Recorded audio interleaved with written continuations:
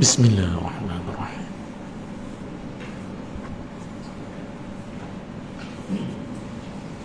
A'udzu billahi minasy syaithanir rajim. Bismillahirrahmanirrahim. Assalamualaikum warahmatullahi wabarakatuh.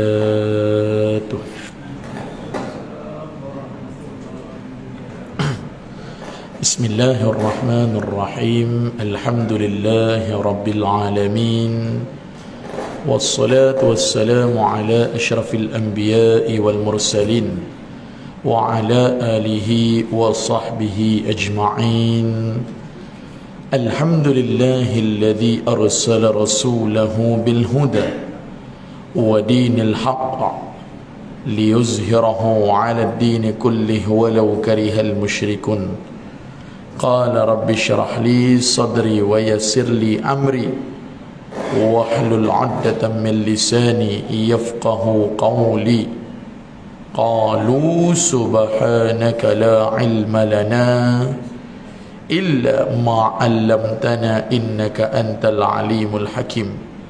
Allahumma salli ala sayyidina Muhammad al-fatih lima ughliqa wal khatimi lima sabaqa nasiril haqqi bil haqq wal hadi ila siratikal mustaqim wa ala alihi wa sahbihi haqqa qadrihi wa miqdarihil azim. Allahumma barik lana fi syahri Ramadan wa rizqan lailatul qadr. Amma ba'd. Bismillahirrahmanirrahim. Alhamdulillah. Pertama dan selamanya, marilah bersama-sama kita merafakkan syukur dengan izin dan limpah kurnianya. Alhamdulillah, Allah Ta'ala berikan kesempatan kepada kita pada tengah hari yang mulia ini. Walaupun Ustaz yakin daripada kalangan kita sibuk di dalam urusan kehidupan seharian, terutama bagi orang niaga, sibuk dengan cara berniaga. Alhamdulillah, bagi orang yang bekerja sebagai makan gaji, Masya Allah, tabarakallah fid dunia wal akhirah, sibuk juga untuk mencari nafkah ataupun belanja. Manakala orang yang beribadah juga sibuk untuk mengejar ataupun memburu 10 malam yang terakhir, yang kita tak tahu bilakah Allah Ta'ala nak rezekikan kita. Betul? 10 malam terakhir lah, malam 21 ke 23 ke 25 ke 27, wallahualam. Okay? Cuma tuan-tuan yang rahmati oleh Allah SWT, pada tengah hari yang mulia ini tuan-tuan, kita nak bicarakan 5 perkara yang membawa kepada seseorang itu tadi, tuan-tuan yang rahmati oleh Allah, mendapat satu bentuk ketenangan dalam hidup dia. 5 perkara. Tenang-tenang ni jangan main-main tuan-tuan. Sampaikan Nabi sebut dalam doa, Allah Ta'ala perintahkan tuan-tuan, ya muqallibal qulub sabbit qalbi ala dinik wa ala ta'atik. Ni hati ni, kalau gundah gulana tuan-tuan, apa benda pun tak jadi. Betul? Mana contoh yang paling gundah gulana? Mana tuan-tuan? Ni lah raya ni, hari Jumaat ke hari Sabtu ni. Sibuk tu tanya Ustaz, malam tadi tanya, semalam 2 hari lepas tanya, Ustaz nak tanya sikit lah jemaah dekat Kajang tu. Ustaz kan duduk semenyih, tanya Kajang, Ustaz sebenarnya Ustaz nak tanyalah, raya ni jatuh Jumaat ke jatuh Sabtu ni Ustaz? Sebab ramai kata hari Jumaat ni. Manalah aku tahu hari Jumaat ke Sabtu? Nantilah tunggu, Ustaz pun tak tahu. La ilaha illallah Muhammad Rasulullah. Tu gundah nak cerita. Bukan apa Ustaz, biasa geng-geng makcik-makcik hajah-hajah ni, bukan apa Ustaz, sajalah kok nak prepare awal-awal kan Ustaz kan, nak beli ayam santan awal-awal kata dia. La ilaha illallah Muhammad Rasulullah. Jadi tak apalah, sekurang-kurang dia bertanya. Jadi apa yang Ustaz nak ceritakan pada tuan-tuan, hati kita nak mencari tenang. Kalau tak tenang tuan-tuan, sorry cakap lah tuan-tuan sorry cakap duduk berjiran pun tak selesa.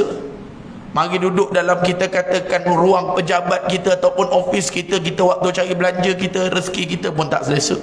Tak maaf cakap tuan-tuan pergi bertandang rumah orang, pergi ziarah rumah orang, hati bolak-balik. Jangan main-main. Betul Allah Ta'ala sebut, aku pandang hati. Yauma la yanfa'u malun wala banun illa man atallaha biqalbin salim. Allah Ta'ala sebut dalam Quran. Nabi pula kata, Kalau daripada anggota kita ni ada satu anggota, satu part, satu juzuk, kalau dia baik, anggota tu insya-Allah lah, insya-Allah. Yang lain-lain insya-Allah. Tapi kalau rosak anggota tu, bye-bye lah anggota-anggota yang lain. Semua kerja nak buat benda-benda teruk, benda-benda salah, benda-benda maksiat. Apa anggota ataupun juzuk ataupun part tu? Qalbu, hati kita. Nah, jadi kalau baik hati, insya-Allah. Tapi baik hati ni jangan pula tuan-tuan salah faham. Baik hati ni tuan-tuan yang dirahmati oleh Allah SWT, bukan kita yang menilai baik hati kita ni. Ustaz, saya bukan apalah Ustaz nak cakap dengan Ustaz kan. Ya kenapa bang? Saya Ustaz, walaupun saya tak semayang, hati saya baik. Ada orang cakap gitu. Bukan apalah Ustaz, akak ni bukan apa Ustaz. Akak walaupun akak, yalah Ustaz tengok macam ni kan. Nah, akak ni apa, tak pakai tudung, akak free hair. Untuk maklumat Ustaz, akak tiap-tiap malam pun pergi kelab malam, tapi hati akak baik. Tuan-tuan nak jawab apa? Agak-agak lah. Nah, jawab je lah, mabuk ketum jawab dia. Senang cerita. Ada pula jawapan macam tu pula, akak yang nilai diri akak baik walaupun akak langgar perintah Allah. Saya baik Ustaz walaupun saya tak solat. Amal ibadah kan banyak lain Ustaz. Tak syarat semayang, solat. Ibadat tu lain, betul. Ustaz tak nafikan perkataan itu. Akan tetapi kena faham, kena mengerti. Sebab itu Nabi sebut maksiat yang paling besar adalah tinggalkan salat. Bukan zina, bukan minum arak, bukan syirik. Ya, besar juga. Tetapi lahir, datang, muncul, tibanya perbuatan maksiat itu daripada orang yang meringan-ringankan bab salat. Betul? Syirik dosa besar. Betul? Ustaz tak nafikan? Ustaz, berzina, minum arak dalam bulan puasa, gila lah Ustaz. Contoh. Betul? Ustaz tak nafikan? Perbuatan tu Ustaz, ya Allah berdosa Ustaz, minta jauh lah Ustaz. Betul? Murtad. Betul? Tetapi terlahirnya itu daripada mana? Terlahirnya perbuatan, terwujudnya satu sifat maksiat daripada mana? Tak usah duk bimbang lah. Konalah cerita macam mana pun. Kalau bab perihal 5 waktu, abang mudah-mudah, abang ambil ringan, abang buat cukup tak cukup saja, tak usah bimbang. Perbuatan zina tu boleh jadi jatuh pada abang. Perbuatan khianat tu boleh jatuh pada abang. Perbuatan berjudi tu boleh jatuh pada abang. Sebab tu apa yang pertama sekali, salat dulu.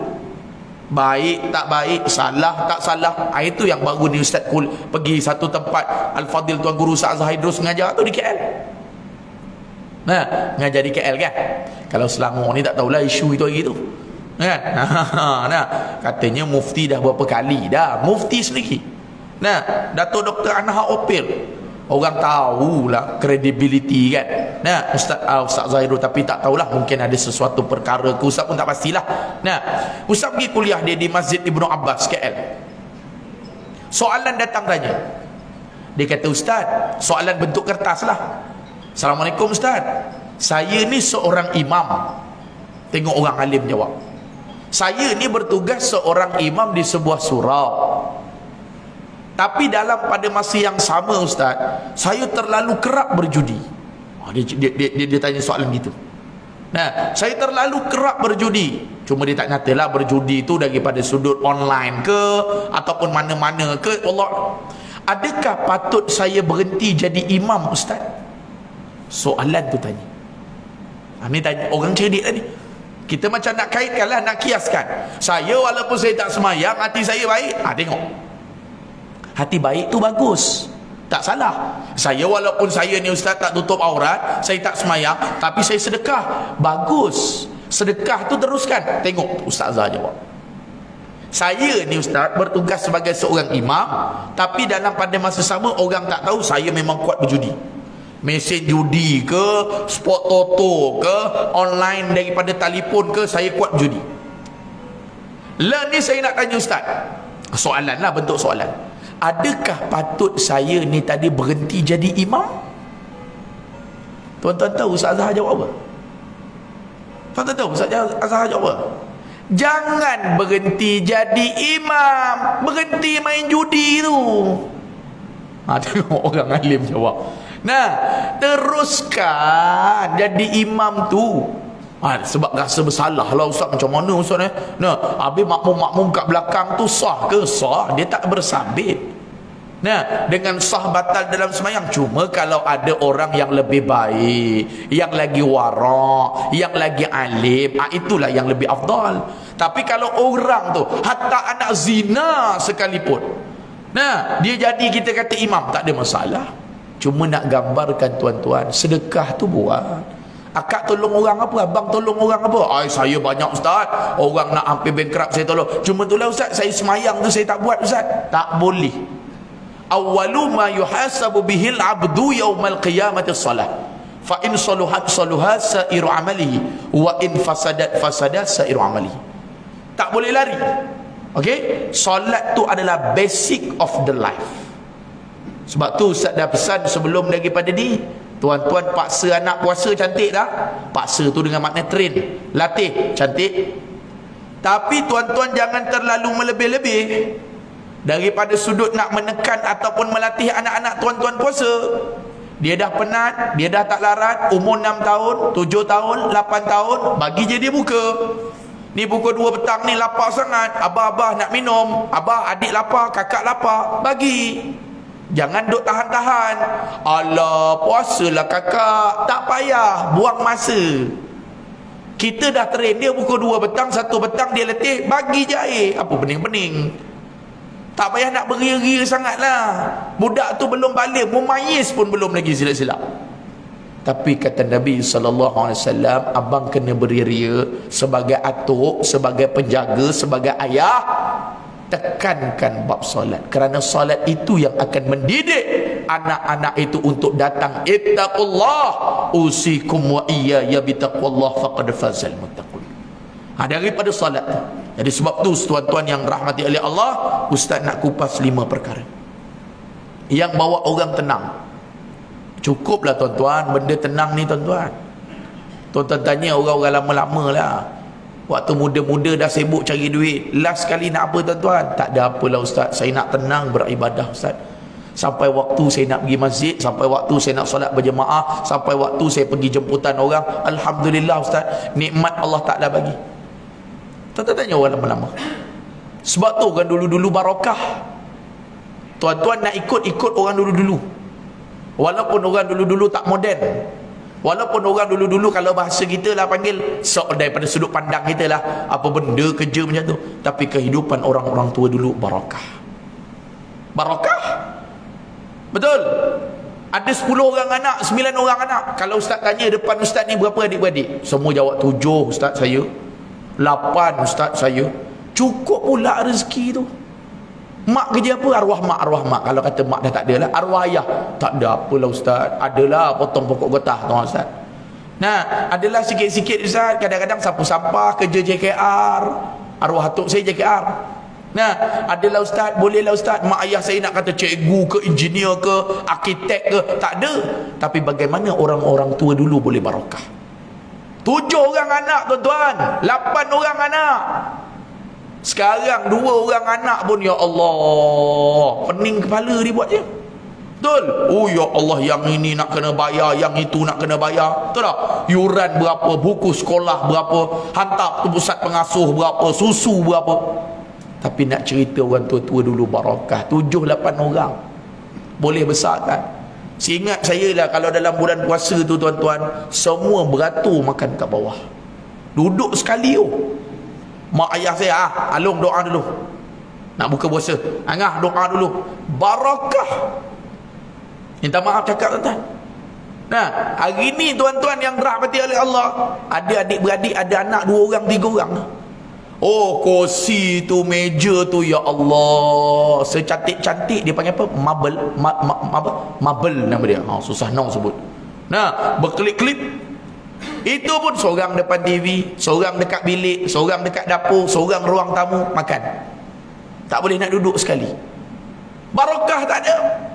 Dulu nak azan maghrib bentang tika. dulu kan. Oh, Allahu Akbar. Oh, makan. Lepas habis makan tu, apa mak kita tu tikar mengkuang tu apa? Tikar getah, bukan tikar getah tu, tikar mengkuang tu lah. Pergi dekat jendela kat pintu pula. Rebah pula. Itik ambil, ayam ambil. Elok tuan-tuan, 7-8 orang elok. Minta maaf cakaplah tuan-tuan. Jadi orang Melaka. Nah, cikgu seorang, ustaz seorang, kerani seorang, doktor seorang, ahli perniagaan seorang. Kerana apa? Orang-orang tua dulu barakah. Barakah dia dekat mana tuan-tuan? Tuan-tuan tengok hidup dia tuan-tuan. Walaupun tak kaya, tetapi cukup sampai ke farduan azan salat berjemaah. Kayu basikal laki bini. Dulu kayu basikal laki bini. Nah, nenek kita dulu sebelum subuh bangun dah ketang-ketung kat dapur. Apa yang boleh? Sebab barakah air tangan sendiri. Betul.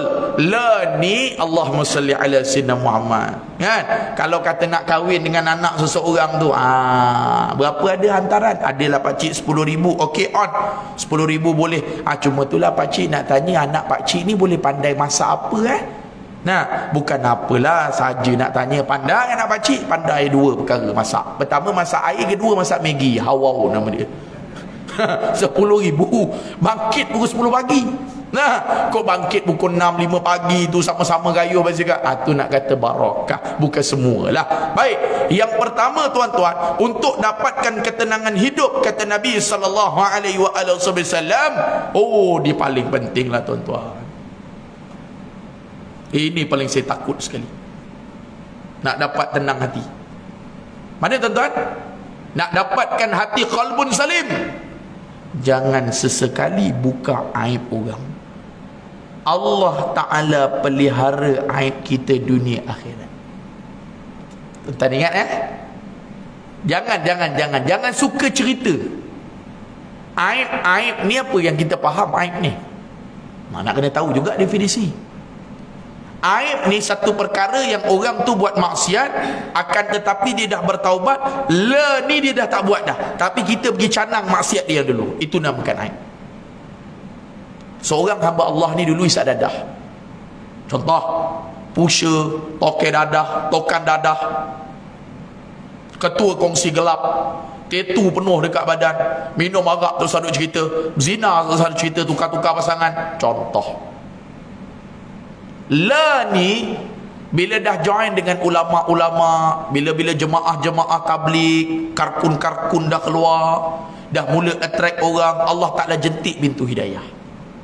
Cukup cuci tangan dah. Kita kenal dia pula sebab sakit hati, populariti dia naik.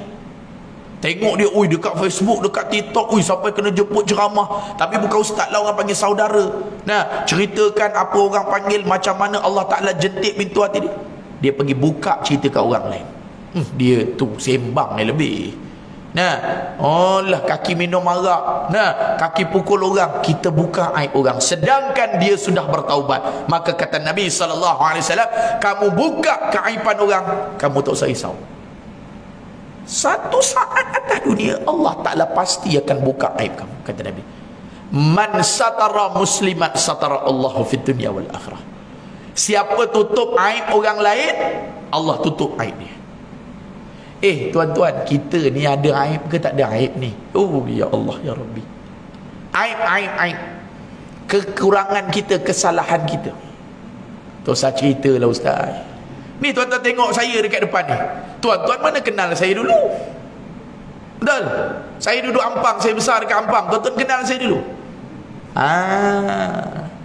Aku ni tuan-tuan rambut merah dulu tuan-tuan. Nah, ni pang ni tengah ni. Jangan main-main. Nah, ingat apa? Ustaz Cak Ayam ke apa?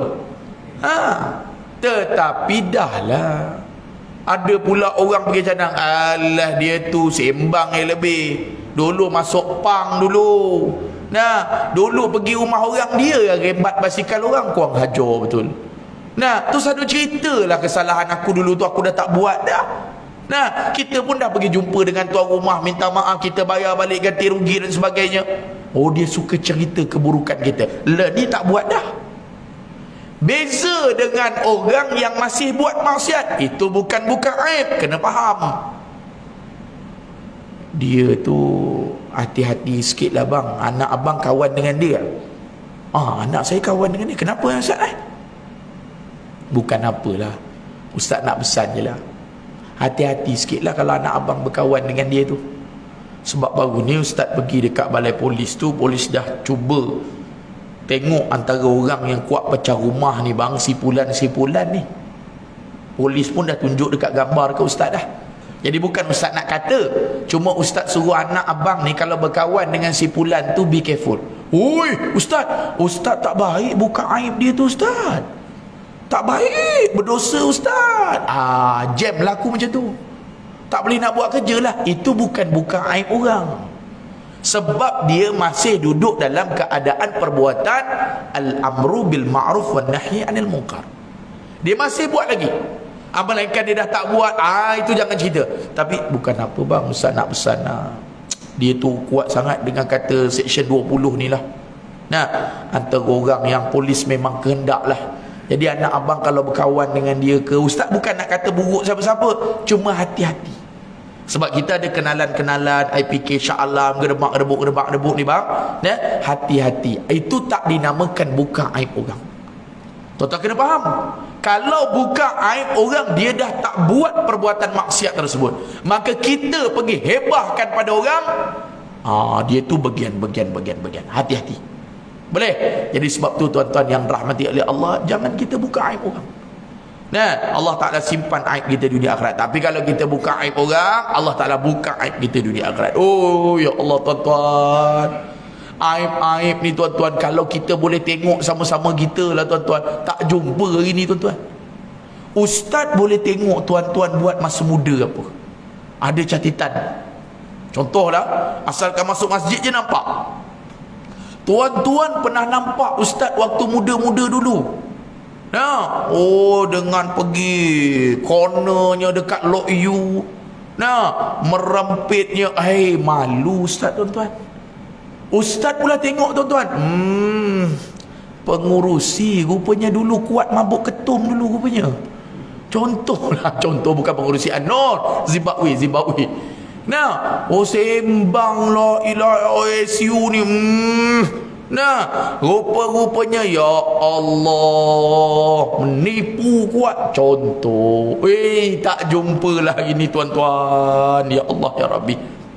Jadi Allah Ta'ala lindung, Allah Ta'ala tutup, Allah Ta'ala pelihara untuk kita mendapatkan ketenangan jiwa kita. Yang pertama, kata baginda Nabi SAW, make sure you punya mulut hati-hati, you punya tangan hati-hati. Betul? Lepas tu Nabi naik peristiwa Isra' wal Mi'raj. Dalam kitab Kifayatul Muhtaj cerita, ingat tak? Aku banyak tengok umat aku masuk api neraka kerana dua benda berlubang. Apa dia dua benda berlubang? Pertama mulut, yang kedua farash, kemaluan. Ni ramai umat aku masuk dalam api neraka Allah. Mulut kita faham lah, lidah lah. Istilah mudah nak sebut lidah lah. Kata Al-Imam Syafi'i, benda yang paling ringan apa di atas dunia? Tinggalkan semayang. Benda yang paling berat atas dunia apa? Amanah, tanggungjawab. Benda yang paling tajam atas dunia apa? Lidah tidak bertulang. Tapi nak ambil yang Nabi kata dua benda berlubang, ramai umat aku campak dalam api neraka. Ramai. Pertama mulut, yang kedua kemaluan. Kemaluan tu tak kira lah kemaluan orang perempuan. Farash ni lubang. Zakar kita orang lelaki pun ada lubang, tempat keluar air mani, tempat keluar air mazi, tempat keluar air kencing, lubang. Orang perempuan pun sama juga ada lubang. Bukan kata farash orang perempuan lah Ustaz, orang lelaki tak ada. Dah, ramai daripada kalangan umatku dihumban dalam api neraka Allah, kata Nabi. Dua benda ni aku paling tengok paling banyak sekali. Syirik tu ada juga, bukan kata tak ada. Minum arak tu bukan kata tak ada, tapi paling ramai dua benda yang berlubang. Mulut. Gunakan mulut nak sebarkan. Kalau sekarang kita nak kata mulut pun ya juga, tapi kalau dunia kita hari ni, teknologi ni, hujung lagi lah. Tabu fitnah. Buat kita kata benda-benda melalui hujung jari saja, akan ditanya oleh Allah SWT. Dan yang kedua, iaitulah kemaluan kita yang dinamakan farah. Jadi hati-hati. Allah Ta'ala jaga kita, Allah Ta'ala tutup aib kita.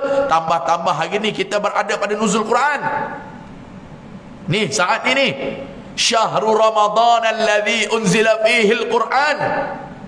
Allah Ta'ala turunkan Al-Quran, tuan-tuan. Dah 17 dah hari ni, malam ni 18. Jalan 2 malam lagi, tuan-tuan. Kalut dah 10 malam terakhir. Bagi orang yang nak kejar Lailatul Qadar ni, 10 malam terakhir biasa semua kalut lah. Orang berniaga pun kalut, nak buat promosi, nak lelong barang. Nah, kita pun nak cari baju anak-anak kita dan sebagainya. Kalut belaka. Hubungan malam dengan Allah SWT. Kejap je masa berlalu, tuan-tuan. Jadi sebab tu, tuan-tuan yang rahmati oleh Allah, ambil kesempatan. Malam ni malam 18 dah, tuan-tuan yang rahmati oleh Allah. Berapa banyak Al-Quran kita dah baca? Berapa banyak sedekah jariah kita? Ni surau kita ni mungkin ada lagi dalam pembangunan nak infak. Ambil, tuan-tuan yang rahmati Allah, bantu. Ambil kelebihan dalam bulan Ramadan. Niatkan. Ni untuk arwah mak saya ni pengurusi. Ni untuk niat saya kepada arwah bapa saya. Wakaf. Ulama sebut kalau kita melakukan dosa sebelum daripada arwah ayah kita ni tadi mati, dijadikan cerita Allah Ta'ala ambil nyawa ayah kita, tuan-tuan boleh bertaubat. Ulama sebut dalam kitab Jauharul Mahub, ambil riwayat daripada Al-Imam Baihaqi.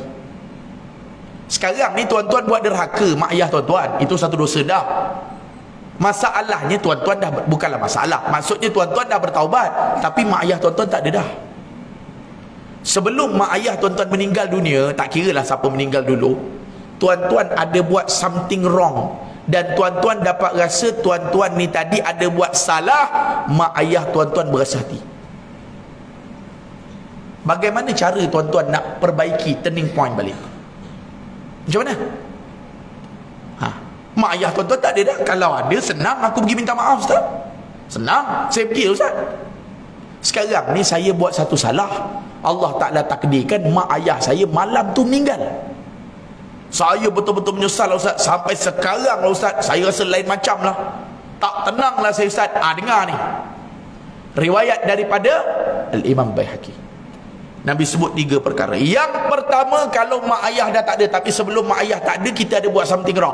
Yang pertama, jadikan diri kita tadi tu semakin dekat hubungan dengan Allah, yakni anak soleh dan solehah. Dekat. Kalau dulu tak semayang, semayang. Kalau dulu tak tutup aurat, tutup aurat. Kalau dulu tuan-tuan yang rahmati oleh Allah Subhanahu Wa Taala, jenis suka mengadu domba, ubah perangai. That's mean kalau mudah kita nak faham, akhlak tu biar bertambah baik. 3 ciri-ciri dia Nabi kata, engkau nak tebus balik kesalahan pada mak engkau, boleh? Itu yang pertama, ubah. Nah, niatkan kita buat zikir, kita baca Quran, niatkan. Nah, ubah diri. Dulu tak langsung, masa mak ada ayah jaga jemaah pun tak nampak. Alhamdulillah bila mak ayah tak ada, dengar poin Ustaz cakap. Okey, nombor 1. Nombor 2, ulama sebut, di saat mak ayah kita hidup tu, dengan siapa dia baik? Dengan siapa? Mudah kita sebutlah, kalau raya-raya tu lah, mak ayah kita tu pergi mana biasa? Dia pergi rumah Pak Long tu, Ustaz. Pergi eratkan dengan Pak Long tu. Pak Long pun dah tak ada, anak beranak Pak Long pergi erat. Ayah saya, Ustaz, alhamdulillah waktu dia hidup, Ustaz, memang dia baik dengan Mak Ngah, Ustaz. Nah, Mak Ngah tu duduk mana? Mak Ngah tu duduk Ampang, duduk Gombak. Dia memang baik, Ustaz. Pergi eratkan silaturahim. 2. Yang ketiga, kata Nabi SAW, ambil harta kamu, ambil rezeki kamu, ambil duit kamu, kamu infak, kamu wakaf, kamu belanja, kamu hadiah, kamu sumbang kepada jalan fi sabilillah. Nawaitu kamu tu tuju pada arwah mak ayah kamu. Ni surau ni nak pakai apa? Nah, mungkin facilities dekat luar tu, nak pakai bumbung ke, nak pakai apa benda ke. Contoh, nak buat apa sekarang? Kalau tengok aircon ni beres dah, sejuk dah, nak pakai apa dekat luar tu? Ustaz, pengurusi, imam, SU, ni saya niatkan RM1000 untuk arwah mak saya. Ni saya niatkan RM2000. Ustaz ada buka pondok ada tahfiz Ustaz, ni ada bahagian ni. Tentukan, takyin, sebut. Ustaz, ni RM1000 ni, Ustaz, ada sikit daripada saya, Ustaz. Ada sikit ni pengurusi daripada saya, tak seberapa lah duit ni. Nah, cuma saya niatkan nawaitu saya kepada arwah mak saya. Kata baginda Nabi sallallahu alaihi wasallam, ada 3 benda tadi berlaku pada diri kamu, kamu boleh tebus balik kesalahan pada arwah mak ataupun arwah ayah kamu. Ni ramai orang tak tahu. Ramai orang cakap, oh kau dah buat salah, kau deraka lah. Nak kau di sebagai anak deraka sampai bila-bila lah. Itulah kau, siapa suruh kau buat deraka? Mak kau dah tak ada kan? Kau tunggulah sampai kiamat. No, tidak. Ada 3 perkara yang boleh kita tebus balik kata Nabi SAW. Satu, okey. Jadi tuan-tuan, jangan kita buka aib orang. Allah Ta'ala pelihara aib kita dunia akhirat. Satu dah, untuk dapat ketenangan. Yang kedua tuan-tuan, dalam hidup kita, jangan kita sombong dengan apa yang Allah Ta'ala pinjamkan pada kita. Boleh? Bila-bila masa saja Allah Ta'ala boleh tarik sekelip mata. Oi, sombongnya dia dulu. Ya Allah, dulu dia biasa je. Semenjak jadi orang kaya, semenjak jadi orang hebat, oh ya Allah, tegur kita pun tak nak. Contoh, jangan adalah tuan-tuan. Tak payahlah tuan-tuan macam tu. Tak ada apa pun lebih kita pun. Orang lagi menyampah lagi dia. Bos kita kat tempat kerja tuan-tuan, yang terpekik, terlolong kita hormat ke yang jenis relax, tapi dia punya tegur deep tuan-tuan. Itu yang kita takut tu. Bos kita tu, dia diam je. Sekali dia tegur, makan dalam. Terus duk anggaplah kita duduk dekat surah An-Nur, kita orang lama ke, kita orang baru ke, kita imam ke, kita ustaz ke, tak ada apa pun lebih. Belaka-belaka Allah Ta'ala bagi pinjam. Kalau buka dalam kitab Samaratul Jannah, dia cerita sombong apa kau nak sombong. Duduk dalam perut mak, tak payah cerita duduk dalam perut mak lah. Engkau ni jadi barang-barang yang paling hina, tahu tak? Kita lah. Apa barang hina? Ni belajar tasawuf lah ni. Pancutan air mani. Air mani tu kau pergi bubuh dekat tanah, seekor binatang pun tak nak dekat. Kalau bahasa kasar, tai pun pergi. Siapa? Lalat uruk. Air mani ni kalau dalam kitab disebut luwati. Air mani, seekor binatang pun tak ada dekat. Mengatakan punya hinanya kita ni. Duduk pula dalam perut mak ayah kita pula, keliling tu mak ayah kita, mak bukan ayah lah, mak kita. Kenapa tak datang period? Orang perempuan mengandung 9 bulan 10 hari ataupun bini kita, kenapa tak datang period? Tuan-tuan pernah tanya tak? Hadapan ustaz ni ada berapa orang anak? 5 orang anak. Pernah tanya tak? Yang kenapa waktu ayang mengandung period tak pernah datang? Pernah tanya? Ke tak pernah? Ke tahu buat anak air manjang? Pernah agak-agak? Sebilangan ulama sebut daripada situlah tuan-tuan yang rahmati oleh Allah, darah uzur tadi tu tuan-tuan, kita ni sebagai dalam perut ni tuan-tuan, saluran tu sampai. Saluran tu ada melalui tali pusat. Allah Ta'ala letakkan darah orang perempuan tu, darah period tu selubung dengan kita. Najis. Darah ni barang najis. Keliling duduk dalam najis. Allahumma salli ala Sayyidina Muhammad. Nak kata sombong apa bang? Duduk dalam perut pun abang keliling dengan darah. Keluar Allahu Akbar, minta maaf tuan-tuan, keluar pula daripada lubang. Ni belaka-belaka kita ni keluar daripada lubang. Allah, malunya tempat yang paling Allah. Kalau dalam kitab sebut mak ayah dia tak pernah cium anggota anak, situ je. Ataupun tuan-tuan ada cucu lah, cucu tuan-tuan semua tuan-tuan cium, betul? Pipi dia, mata dia, mulut dia, cucu. Biasa cucu saya apa, atuk sayang cucu. Anak dia tak berapa, mak ayah tak berapa sayang anak. Kalau nisbah nak kata sayang lah tuan-tuan yang ada depan ustaz ni, tuan-tuan sayang anak lagi ke sayang cucu? Agak-agak lah. Cucu tu selalu bohong lah, mak aku, mak ayah aku pun sama je. Sayang cucu, Allah sayangnya muah. Satu tempat mana yang tuan-tuan tak cium cucu tuan-tuan? Allah, kalau baby tu kaki tu Allah sayang, muah sayang. Allah tangan comelnya. Satu tempat je tuan-tuan tak pernah cium cucu tuan-tuan. Mana? Kemaluan dia. Kalau kata anak perempuan, cucu perempuan, takkan tuan-tuan pergi cium farash dia? Tak. Orang tak buat kerja macam tu. Kalau kata cucu tu lelaki pula, pergi cium dekat telur lelaki tu pula, tak pernah.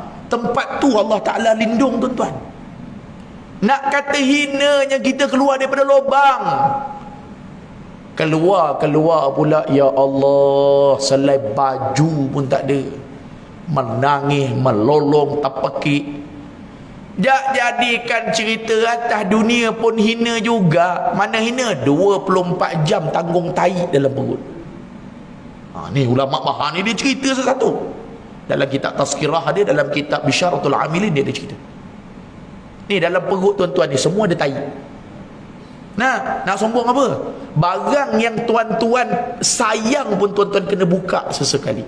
Jam tangan paling sayang, kasut paling sayang, kod paling sayang, kereta paling sayang, emas paling sayang, telefon paling sayang. Mesti satu keadaan tuan-tuan kena tinggal. Tapi tuan-tuan yang rahmati oleh Allah, tai dalam perut 24 jam bawa tau. Agak-agaklah kalau nampaklah tuan-tuan, ustaz boleh tengok dalam perut tuan-tuan tu, ya Allah, tak tahulah tai jenis apa dia dalam perut tu. Nah, tuan-tuan pun boleh tengok ustaz, 24 jam tanggung. Ulama bahas lagi, tidur pukul 2-3 pagi. Tidur 2-3 pagi, tiba-tiba kerak keruk. Engkau hebat ke tai hebat? Engkau kena dengar cakap tai ke tai kena dengar cakap engkau? 2-3 pagi sakit perut. Tengah tidur baik punya, lena cukup. Agak-agak lah, tiba-tiba kerak keruk. Saya nak tanya tuan-tuan, yang tuan-tuan sombong sangat atas dunia, yang rasa tuan-tuan ni tadi lebih bagus daripada orang lain, saya nak tanya tuan-tuan. Ni kita cerita-kita lah, kita bukan nak cerita kat orang luar, nak ambil muhasabah diri kita. Dia sakit perut pukul 3 pagi, tuan-tuan kena dengar cakap tai ke tai kena dengar cakap tuan-tuan? Agak-agak lah. Oi tai, kau biar je lah, aku ni nak tidur lah pukul 3. Ada? Tak ada. Dengar cakap tai tu ketuk. Oi, hantar aku kat toilet, oi.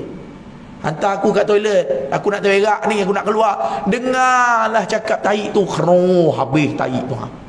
Sombong apa? Masuk dalam kubur pula ulama sebut. Wah, punya sombong kau. Asal kejadian kau punya hina, sekarang ni masuk dalam kubur jadi makanan ulat-ulat pula. Tu dia, wala'iyasubillah. Jadi sebab tu jangan pernah kita rasa tuan-tuan sombong dengan kita ada. Jadi sebab tu kita akan tenang. Betul tak? Pergi mana-mana pun. Tapi biasanya kalau saya kenal dengan orang tuan-tuan, kita kenal orang-orang hebat-hebat lah. Biasa kat Shah Alam ni lah ramai. Datuk-datuk ramai lah kita kenal, Putrajaya. Kadang dia sendiri pun, ustaz tak payah panggil datuk ustaz, segan lah ustaz. Kita pula respect dengan dia. Ustaz dalam masjid, dalam surau, panggil haji je lah ustaz. Terus saya panggil datuk-datuk, saya segan lah ustaz. Kalau majlis rasmi tak apalah ustaz. Dia pula segan dengan kita, patut kita segan dengan dia. Kebanyakannya kalau saya tengok tuan-tuan, orang yang kita kata beradab, dia macam tu. Kebanyakan. Dia tak suka orang angkat-angkat dia tak suka. Tak payah lah ustaz, tak payah panggil saya datuk, tak payah panggil Tan Sri lah ustaz. Panggil haji je lah ustaz, ini rumah Allah. Ada kebanyakannya seperti itu. Jadi sebab tu tuan-tuan yang rahmati oleh Allah, kedua, untuk dapat tenang jangan sombong. Tiga, tuan-tuan yang rahmati oleh Allah, untuk dapat ketenangan, jangan bandingkan orang lain dengan sesiapa saja. Tegur lain tapi suka banding. Tengok tu, belajar pandai, kerja hebat. Jangan ada dalam diri kita macam tu.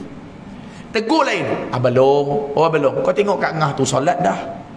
Engkau ni pukul berapa nak solat ni Kak Ngah? Belum. Kak Ngah kau tu dah solat tadi dah lagi dah. Itu bukan kita katakan banding-bandingkan. Itu untuk ajak orang buat kebaikan. Tapi style banding, kau tak payah balik lah. Contoh mak ayah. Kalau kau balik pun sama je lah. Makanan dapur pun bukan kau beli pun. Tengok Alum tu balik kerja kat Shah Alam, duit banyak. Bila balik ni bergian. Anak nombor 2, nombor 3 yang tak berapa nak ada duit sangat tu duduk dekat dengan rumah.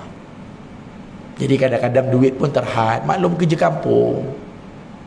Mak ayah ni suka banding-bandingkan. Contoh Ustaz buat misal ni, kau duduk bertahun-tahun dekat sebelah rumah mak pun, apa yang kau boleh tolong mak? Apa benda pun tak ada. Kau tengok tu, acik tu dekat Shah Alam duduk tu, tiap-tiap bulan kirim duit kat mak, kalau balik macam-macam barang bawa. Hati-hati kalau kita buat perkara macam tu. Sebab apa Ustaz kata hati-hati? Boleh jadi di saat Allah Ta'ala takdirkan tuan-tuan tak boleh bangun, stroke, koma, paralyzed, yang bantu tuan-tuan untuk pergi cebok tuan-tuan, anak yang tak berapa ada duit tetapi dia boleh tolong daripada sudut tenaga. Tak maaf tuan-tuan nak. Kadang-kadang kita nampak, oh anak aku ni bagi macam ni. Okey, bandingkan atas jalan untuk ittaqullah, okey, tak ada masalah. Tapi banding, tengok engkau duduk dengan mak, apa benda pun tak ada. Hati-hati, boleh jadi yang kurang pandai, boleh jadi yang kurang ada duit, boleh jadi yang kurang berkemampuan. Itulah yang akan basuh berak kencing kita satu saat nanti. Okey, yang dah kaya raya, yang dah sibuk tak dan dah mari dah, nak mari mana lagi? Yang tahu mahu tu tua lah ustaz. PT saya ada beres royak je berapa, 500 sebulan, 1000 sebulan, saya boleh bayar. Tetap beza kasih sayang mak ayah kita, tetap beza. Orang tua kata apa? Seorang ibu, seorang ayah boleh jaga 10 orang anak, betul? Orang tua sebut dah, ustaz pergi ngajar-ngajar, 10 orang anak belum tentu lagi boleh jaga seorang mak dengan ayah. Sungguh atau orang tua pesan. Lepas tu kadang-kadang ustaz kalau kuliah maghrib lah, selain daripada Ramadan lepas habis semayang isyak tu, kadang-kadang geng-geng otai ajak pergi minum. Bukan nak minum sangat pun, kadang-kadang dia cerita.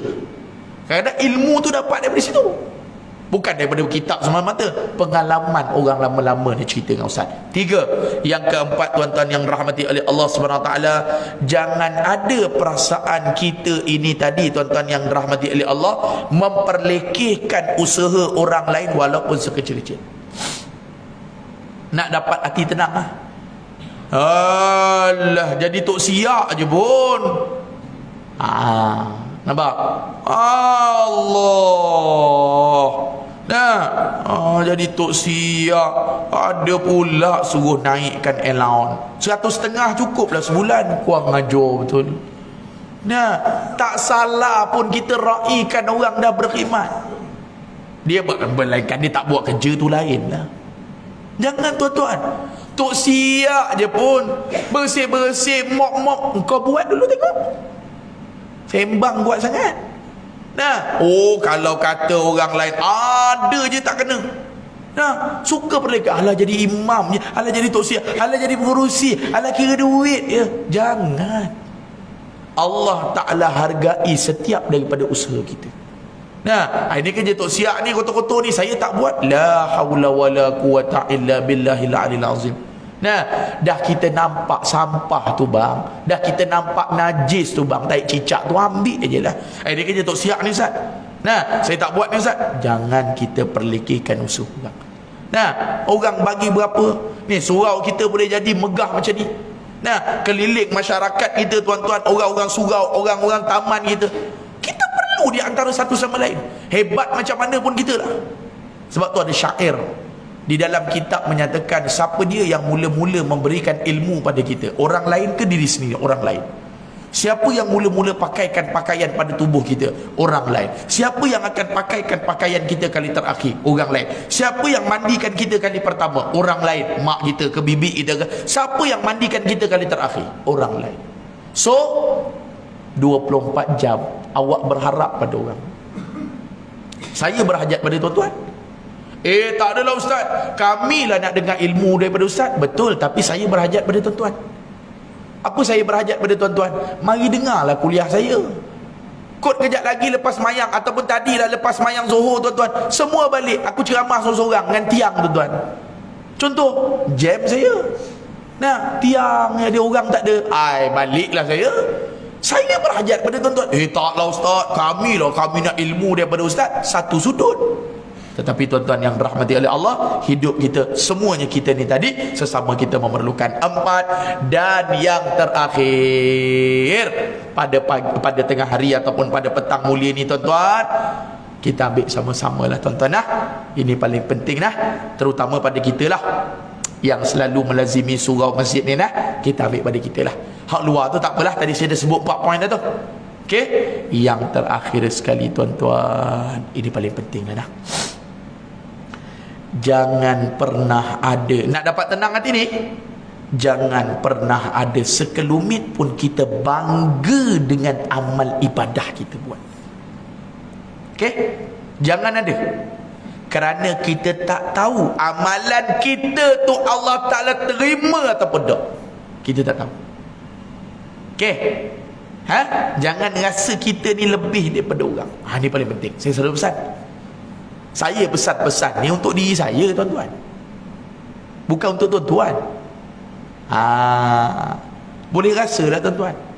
Nah, macam mana Allah Ta'ala bagi nikmat pada kita, kan? Allah Ta'ala luaskan kita punya, ya Allah, ya Rabbi. Nah, nak kata rezeki lah, tuan-tuan, Allah Ta'ala bagi. Tapi saya selalu, ni sebab saya selalu sebut dalam kuliah saya. Tapi sebenarnya kalau nak ikutkan, saya tak pesan pada diri tuan-tuan, saya pesan pada diri saya. Allah Ta'ala rezekikan saya, tuan-tuan, macam-macam. Nah, semenjak masuk TV, tuan-tuan, Allah Ta'ala rezeki. Tuan-tuan tahu tak aku ni masuk TV, tuan-tuan? Kita tak tahu? Kurang asam betul.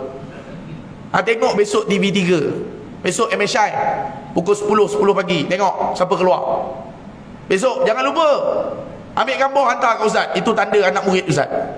Nah, Ustaz ni kami tengok live Ustaz ni. Besok TV3 pukul 10 pagi. Nah, Allah Ta'ala bagi. Ustaz kalau ceramah, tak ada apa, tuan-tuan. Satu saya cakap benda macam tu. Saya ni tak ada apa-apa, ilmu pun tak ada, cuma tumpang berkat tok guru mengaji dulu. Nak kata alim, apa benda alim? Allah Ta'ala sebut dalam Quran, qul law kana al-bahru midadan li kalimati rabbi lanafida al-bahru qabla an tanfada kalimatu rabbi walau ji'na bimithlihi madada. Sembang lebih. Hang pergi ayat laut tu, hang ambil jari telunjuk tu, bubuh dalam laut, cuba angkat dekat jari tu berapa banyak air. Ustaz, adalah sikit Ustaz. Cuba tengok depan biji mata tu, air tu berapa banyak? Air laut tu, Masya Allah Ustaz. Itulah ilmu yang ada pada kita, berbanding ilmu Allah yang luas. Nak bangga apa? Tak ada apalah bangga, tuan-tuan. Ustaz kita kena ra'i Ustaz. Banggalah saya. Saya orang kenal dah sekarang ni. Tak ada apa, tuan-tuan. Tak usahlah, tak payah. Fir'aun pun nama dia terkenal, Namrud pun nama dia terkenal, Qarun pun nama dia terkenal, tapi Allah Ta'ala mati dalam keadaan murka. Wal'ayazubillah. Tak payahlah kenal-kenal, tuan-tuan. Macam mana rezeki Allah Ta'ala dah bagi pada kita. Cuma satu sudut, jangan kita rasa nikmat yang Allah Ta'ala pinjamkan kepada kita sampai kita rasa kita bangga, kita ujub, kita rasa takabur. Mudah-mudahan insya-Allah 5 perkara yang Allah Ta'ala pesan kepada kita, yang Nabi sebutkan di dalam hadis, membawa kebaikan kepada kita dunia dan akhirat. Jadi Ustaz rasa cukup dulu, tuan-tuan. 2.40 dah ni. Lebih sangat dah ni. Sepatutnya sampai 2 suku 2.20 je. Tapi tak apalah, tuan-tuan. Kita orang kata tukar-tukar pendapat dan sebagainya. Jadi Ustaz mohon maaf kalau terkasar bahasa, tersilap bicara. Tuan-tuan dengar Ustaz khusyuk je. Aku bercakap ni kering Elio ni, tuan-tuan. Dengar tu, tengok Ustaz tu macam tu macam je. Kita bercakap ni duk telan Elio ni. Air pun tak ada. Tak sedia air ke, tuan-tuan, surau ni? Tak sedia air ke? Ya Allah, sedih benar Ustaz.